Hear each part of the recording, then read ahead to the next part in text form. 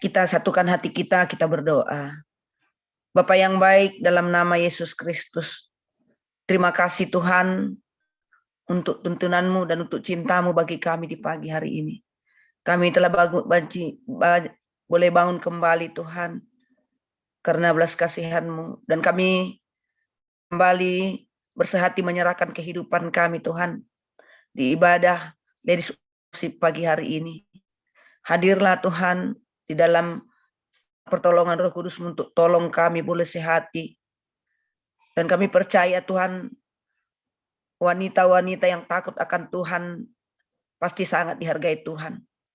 Kami berserah sepenuhnya Tuhan dengan kondisi dan semua pendukung di dalam ibadah ini Tuhan.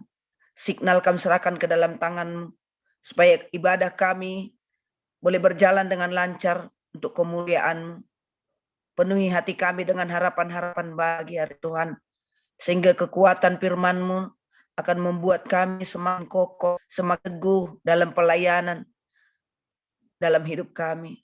Terima kasih Bapa di surga, ini harapan dan doa kami.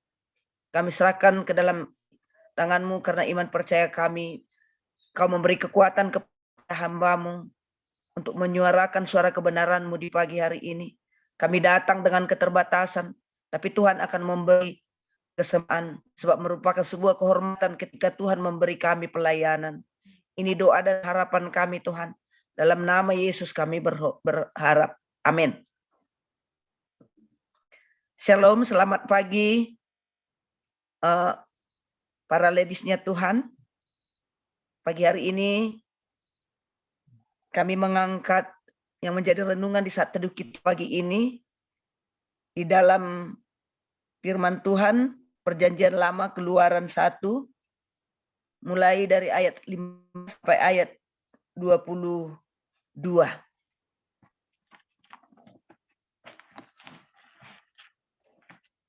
Mari kita renungkan bersama-sama. Raja Mesir juga memerintahkan kepada bidan-bidan yang menolong perempuan Ibrani, seorang bernama Sifra dan yang lain bernama Pua, katanya, apabila kamu menolong perempuan Ibrani pada waktu bersalin, kamu harus memperhatikan waktu anak itu lahir. Jika anak laki-laki, kamu harus membunuhnya, tetapi jika anak perempuan, bolehlah ia hidup. Tetapi bidan-bidan itu takut akan Tuhan dan tidak melakukan seperti yang dikatakan Raja Mesir kepada mereka, dan membiarkan bayi-bayi itu hidup. Lalu Raja Mesir memanggil bidan-bidan itu dan bertanya kepada mereka, mengapakah kamu berbuat demikian, membiarkan hidup bayi-bayi itu? Jawab bidan-bidan itu kepada Firaun, sebab perempuan Ibrani tidak sama dengan perempuan Mesir, melainkan mereka kuat. Sebelum bidan datang, mereka telah bersalin. Maka Allah berbuat baik kepada bidan-bidan itu, bertambah banyak bangsa itu dan sangat berlipat ganda. Dan karena bidan-bidan itu takut akan Allah, maka ia membuat mereka berumah tangga. Lalu Firaun memberi perintah kepada seluruh rakyatnya, lemparkanlah segala anak laki-laki yang lahir bagi orang Ibrani ke dalam sungai Nil, tetapi segala anak perempuan biarkanlah hidup.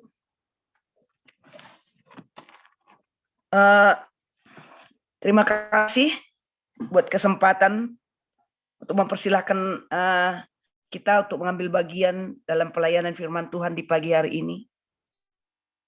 Kami selama persiapan banyak mengambil pertimbangan mana perikop yang diambil ya, yang ada tokoh wanitanya. Kemudian Tuhan tunjukkan ayat ini, firman Tuhan di Keluaran 2 ini. Sementara memang sangat banyak kali tokoh-tokoh wanita di dalam Alkitab yang namanya telah tercatat secara Alkitab. Contohnya Esther adalah seorang perempuan pejuang juga, dan juga perempuan-perempuan yang lain seperti Sarah, Ruth, dan juga Maria yang dipakai Tuhan untuk melanjutkan misinya. Jadi kita terlihat di dalam perikop ini, Sifra dan Pua adalah beberapa orang perempuan yang berusaha seperti apa tema yang sudah disediakan adalah perempuan yang diberkati di saat keadaan tidak menyenangkan. Perempuan-perempuan yang dipakai Tuhan untuk lanjutkan misinya di saat situasi tidak menyenangkan atau di saat situasi sulit. Latar belakang perikop ini adalah keadaan bangsa Mesir, bangsa Israel waktu dibuang ke Mesir. Karena di Mesir juga perkembangan mereka sangat dahsyat, pertumbuhan sangat dahsyat, sehingga bangsa Mesir, khususnya Raja Firaun, takut malah bangsa Israel nanti lebih banyak daripada bangsa Mesir. Jadi kelahiran itu dibatasi dengan cara manusia, sehingga Raja Firaun memerintahkan kepada bidan-bidan supaya menuruti perintah raja, setiap ada kelahiran kalau memang laki-laki harus dibunuh. Itu aturan yang dikeluarkan raja. Tapi di garis bawahi di dalam ayat 17, bidan-bidan itu takut kepada Tuhan. Orang-orang takut kepada Tuhan itu tidak mau menjalankan perintah raja yang tidak benar di hadapan Tuhan. Sehingga mereka beroleh hikmat dengan jawaban, walau mungkin itu bohong, tapi merupakan sebuah kesepakatan yang mengatakan bahwa kepada raja menjadi sebuah alasan yang bisa diterima oleh raja, bahwa perempuan-perempuan Israel itu jauh lebih kuat dari perempuan Mesir. Sebelum pertolongan bidan datang, anaknya, bayinya sudah lahir. Jadi ini merupakan satu kesepakatan di antara perempuan-perempuan yang bekerja sama di perikop ini, di sejarah ini. Kekuatan kerjasama itu membangun sebuah kekuatan baru, yaitu mengalahkan menangkan kebenaran. Jadi kalau kita seterusnya ini ke Musa 2, kelahiran Musa itu juga dia hidup yang paling berperan, ibarat sebuah film tadi, anak mudanya adalah para wanita. Kita lihat di sana, bukan bapaknya yang membuat dia selamat, berusaha untuk selamat, tapi ibunya bersama kakaknya. Dan juga Tuhan memakai putri Firaun untuk memiliki belas kasihan sehingga Musa tidak terbunuh. Musa boleh hidup, Musa boleh dipakai Tuhan. Jadi kerjasama perempuan ini, kekuatan kerjasama itu membangun sebuah kehebatan atau menyelamatkan satu generasi sehingga bangsa Israel tidak musnah. Inilah keberadaan perempuan pada zaman itu. Hebatnya perempuan itu hanya sebagai bidan.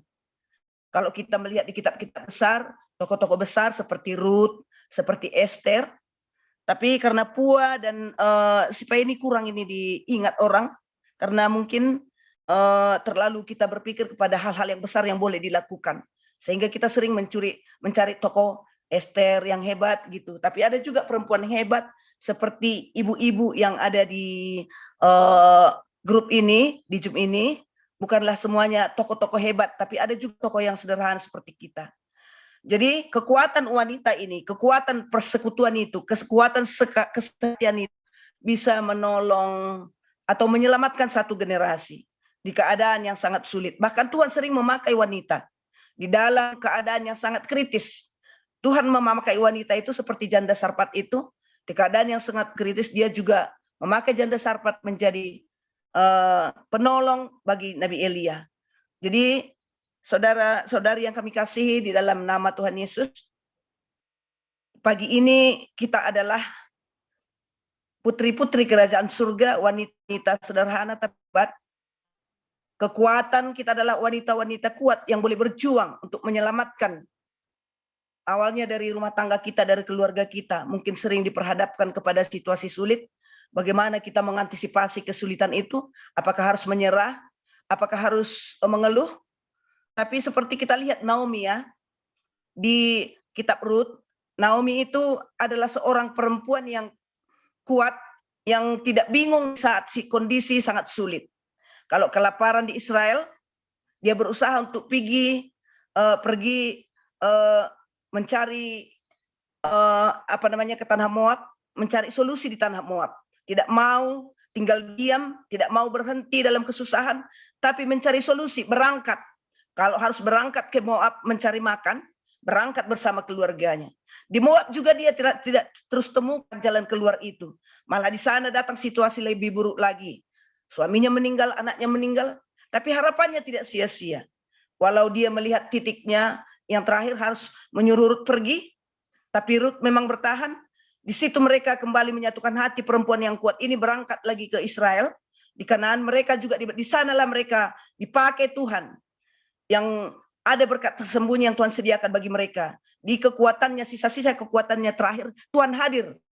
Memberikan mereka kekuatan untuk kembali melanjutkan misi Tuhan. Jadi Naomi itu tidak pernah hilang harapan.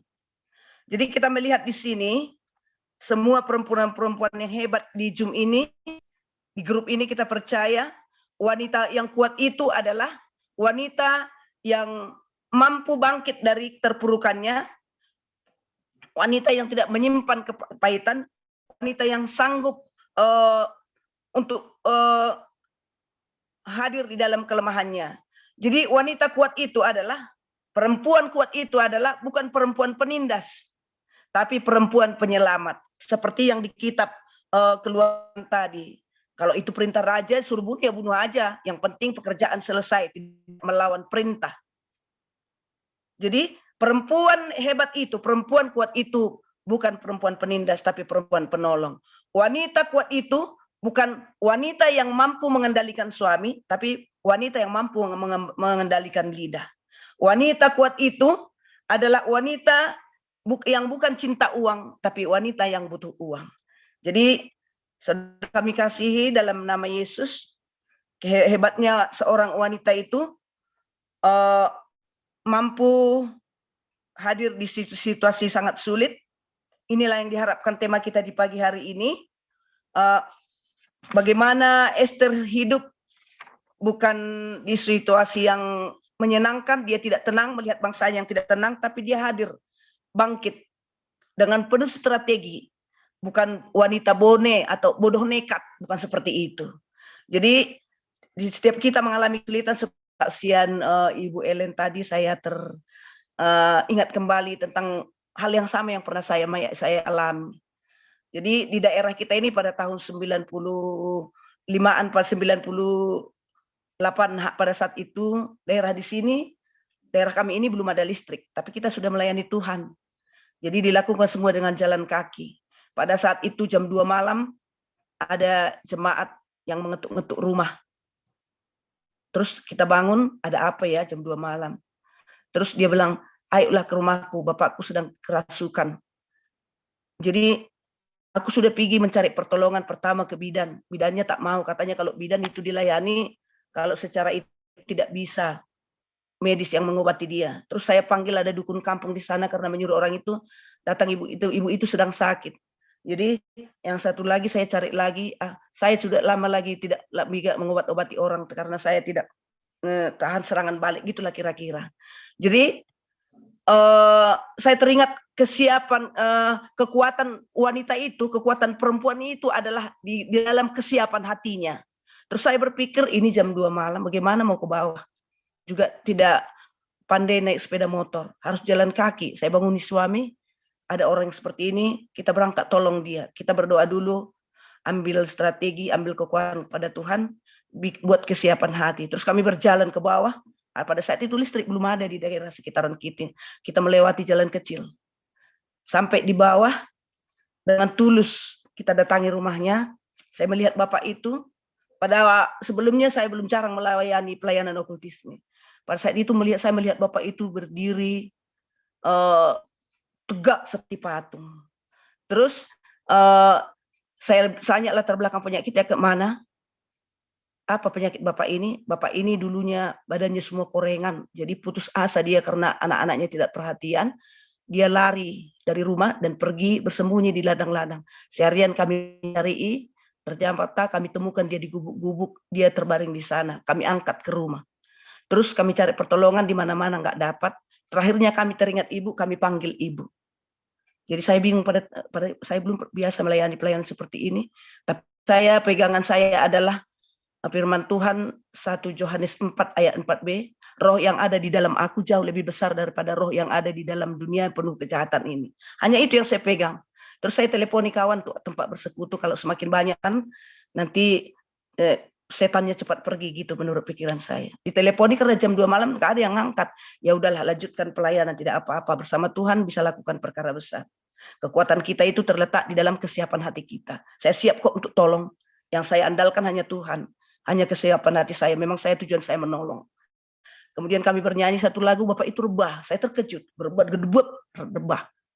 Terusnya kami kembali berdoa, kami kembali bernyanyi dengan pujian, terus memuji terus, berdoa. Kemudian Bapak itu bangkit dengan seperti ini, suara seperti ini. Hei, kalian jangan kuat-kuat suara, nanti tetangga sebelah terganggu. Berarti Bapak tadi udah sehat, udah bangkit gitulah. Sesudah dia bangkit, kenapa tadi Bapak ada sakit apa? Dia cerita, dia memiliki sakit hati kepada seseorang karena dia merasa tidak diperhatikan lagi.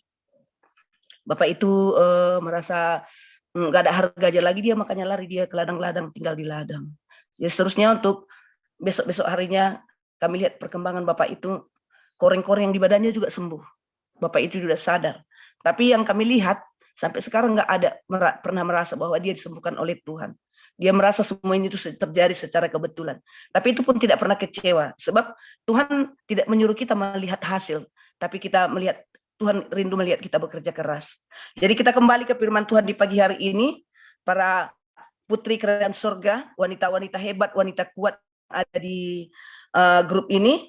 Inilah yang menjadi perenungan bagi kita, bagaimana usaha perempuan-perempuan dalam kerjasamanya di dalam perikop kita pada saat ini, sehingga menyelamatkan satu generasi. Dalam keadaan seperti ini juga, kita di Zoom ini adalah wanita-wanita yang menyusun kekuatan untuk memperoleh sebuah perubahan di dalam kehidupan kita, khususnya di generasi kita yang sekarang ini, generasi yang memang sudah bagaimana ya, generasi yang sudah mulai rusak, khususnya di Tanah Karo ini contohnya. Semua generasi ini sudah semakin hancur. Tapi bagaimana kehadiran seorang wanita, seorang perempuan dalam kesenangan hati? Kalau di GBKP dibilang persekutuan perempuan itu, kaum ibu itu adalah Moria. Bagaimana Moria itu menyusun kekuatan untuk selamatkan satu generasi. Seperti Esther berkorban dengan penuh strategi menyelamatkan generasi Israel. Jadi perempuan itu, wanita itu adalah wanita yang berdoa. Wanita yang sehati itu, wanita yang satu tim itu adalah wanita yang berdoa, yang kekuatannya adalah di doa. Jadi kita harus yakin tentang doa kita. Jangan berdoa bertonton, tapi imannya cuma satu on. Kebanyakan kita seperti itu. Di doanya juga tidak yakin. Berdoa bertonton. Setiap hari berdoa, tapi iman kita cuma satu on. Jadi kita berharap bahwa kita memiliki sejuta tekad. Setia, jujur, dan taat itu yang menjadi tujuan kita. Dan kita menjadi ibu-ibu agen perubahan dan duta-duta keselamatan yang diutus oleh Kristus. Jadi di pagi hari ini kami hanya boleh menyampaikan firman ini dalam keterbatasannya. Jadilah kita seperti Rut, jadilah kita seperti bidan-bidan di kitab Keluaran ini. Jadilah kita seperti ibu-ibu bijaksana seperti Musa yang memiliki kemampuan, memiliki pendirian, memiliki semangat untuk selamatkan anaknya, selamatkan generasinya. Demikianlah yang bisa kami sampaikan di pagi hari ini.